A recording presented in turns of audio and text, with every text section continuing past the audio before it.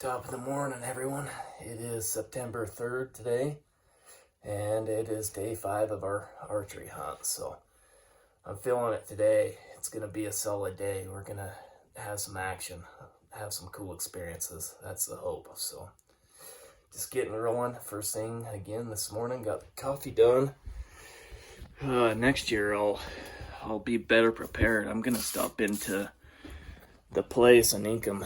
Our friends Jen and Nate, man, make some amazing coffee at Leap Knot, and I'm gonna ground me up about 5 pounds of their coffee and bring up here.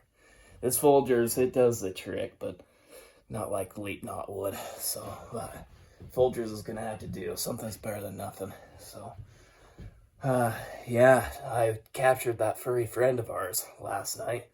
Hope I can keep him in survival mode until I get back home and hand him over to Knox and Maddox, and if Braden wants him. He's kind of a cool little creature. Hopefully I can keep him alive. Show you guys a little picture of him here. Got him a nice little environment, homemade environment provided by Kirkland. But yeah, good little air hole for him, so hopefully he can survive. We'll keep him here in the trailer out of direct sunlight, and hopefully we can keep him fed well and in survival mode for when we get off the mountain. I think the kids would get a kick out of him. So, well, just got my morning warm-up in. Got 100 push-ups, 200 air squats. Did 100 in and out crunches, the same type of crunches I did yesterday during the time lapse.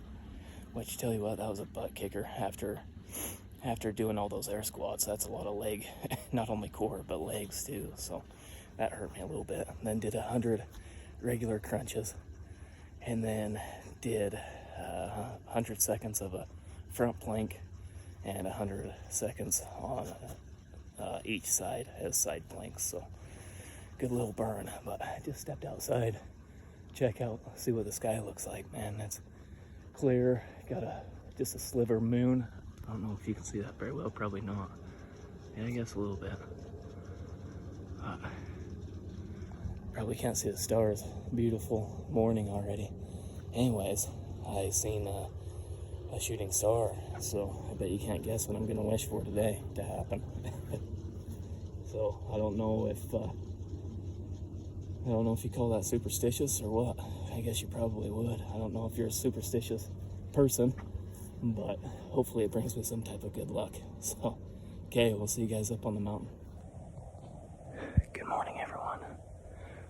I went to the top of the knob this morning before first light, and I could hear cow elk chirping down here below. So the herd is back in here somewhere. It's still too dark to locate them, but I can hear them. So I've come down the mountain while it's still dark, trying to position myself in hopes for them to travel through.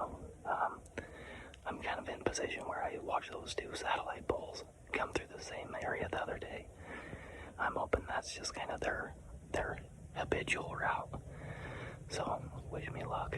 We'll see here in a few minutes what they end up doing.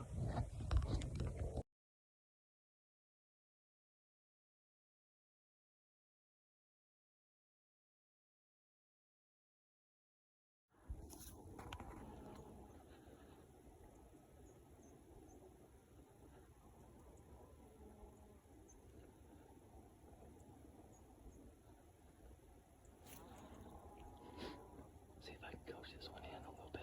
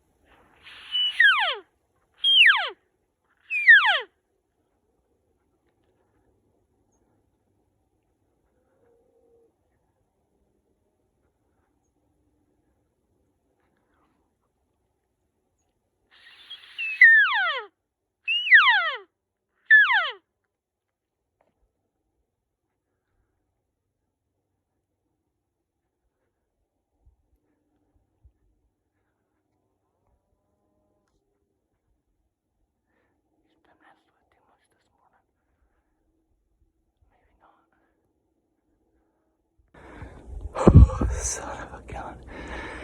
I just whacked him. Hopefully it's a good enough shot, guys. Gosh dang it. It looked good. Looked good. Placement-wise, looked really good. Oh my gosh. Gosh.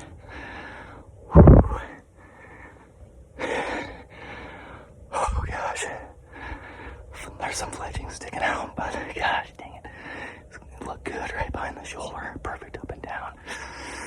Oh, please, please, please, please, Lord.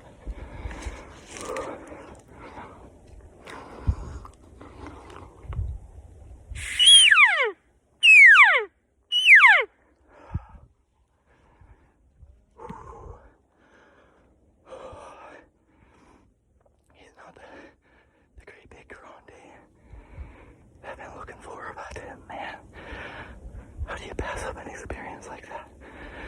I just love the meat too much, but it's still early in the season. Dang it. But, oh, how much fun was that, guys? I wish I had somebody here to help me video. I'm thankful that I got a little bit of video at least, but it's tough to video while you're going, because you're too worked up about being as prepared as you possibly can.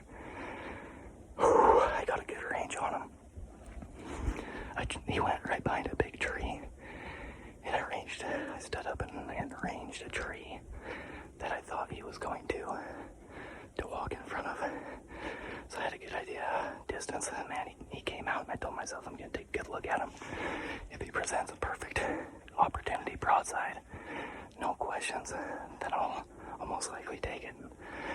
That's exactly what happened, guys. Oh man, this is what I love for. My heart is racing a million miles an hour. Okay. I'm gonna give him some time, a good hour. Like I said, gal arrow placement looked perfect, but there was, it looked like quite a bit of arrows sticking out of him. But it sounded good. I don't know. Gosh dang it. I hate this part of it, but I'll be in touch, guys.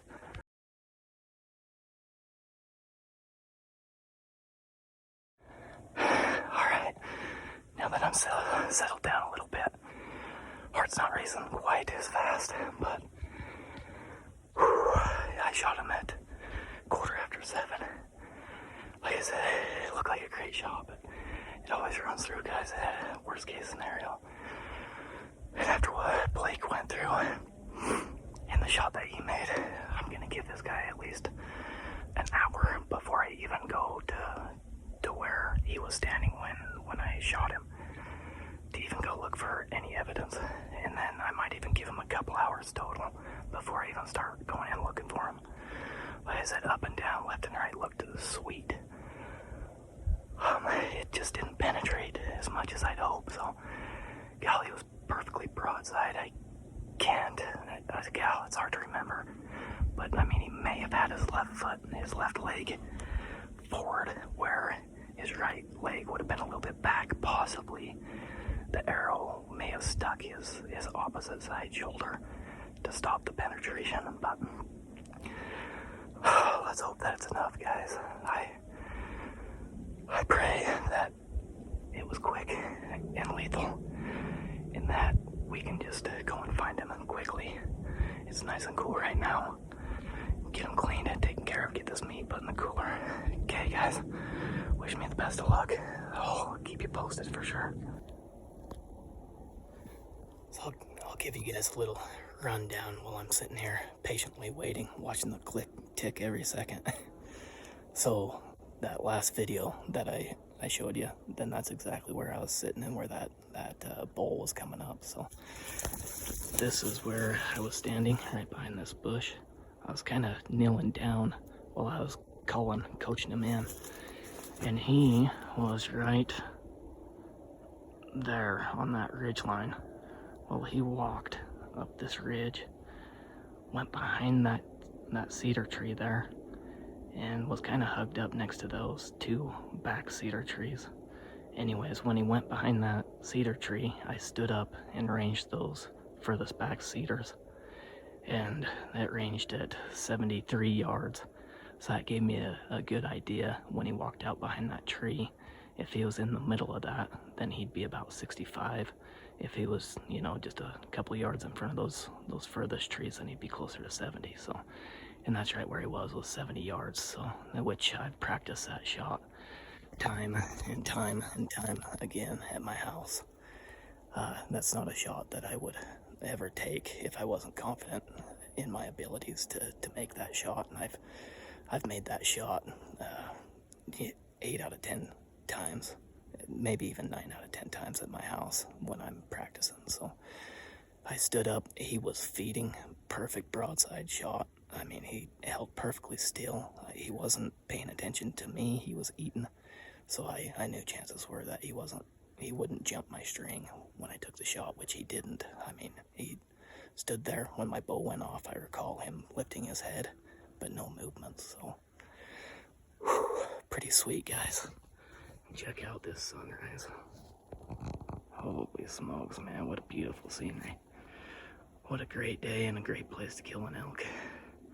I'm telling you, it was that shooting star that I wished upon this morning. I know many of you probably aren't superstitious. I'm really not either, but the stars aligned, no doubt about it today. So not the biggest bull, but like I mentioned in some of my previous videos, I've never been a trophy hunter. Myself and my family love eating off of elk. And one elk, like I mentioned while I was making that salami, one elk will feed our entire family all year round. After I got done making that salami, we were almost out of burger, so it's like perfect timing to fill the freezer back up. But huge shout out to my wife, especially, and my kids. Those guys are so patient with me when I'm up here living my passions of life in the wilderness and hunting. Couldn't ask for a better understanding wife, and I mean that sincerely. She doesn't give me a hard time. She knows that I live for this stuff and that it's something that I just have to do. And my kids understand that too. When they have sports this time of year, both my kids and soon my youngest one, Knox, will be playing sports too, but pretty busy with football and soccer so far. So sometimes I'll try to slip off the mountain and go catch a game or two during the season, but I do miss a lot. But they know I have to fulfill my purpose in order to fill my purpose to them too. All right, guys, it's been an hour. We're just gonna head over to where he last was when I took the shot. So hopefully there's a decent blood trail. That's the hopes. And we'll see what the sign tells us and then make a decision if I want to wait longer or start tracking him. If there's bubbles in the blood, then obviously it's a lung shot. So we'll just see. Okay, so it looks like he was standing possibly right here. There's a little slide out track. Blake, he found some blood right up here. So that's our first sign of blood there. At least we've got something. Hopefully it turns into something more than that. Okay.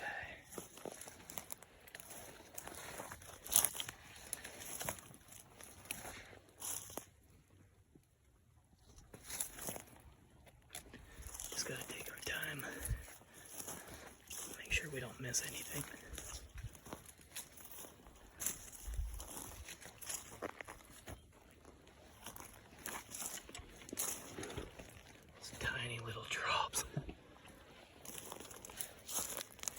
Easiest way is just to strictly follow this blood trail if you can possibly be disciplined enough to do it, because most people just want to dive over to the next side in the direction that you think he headed.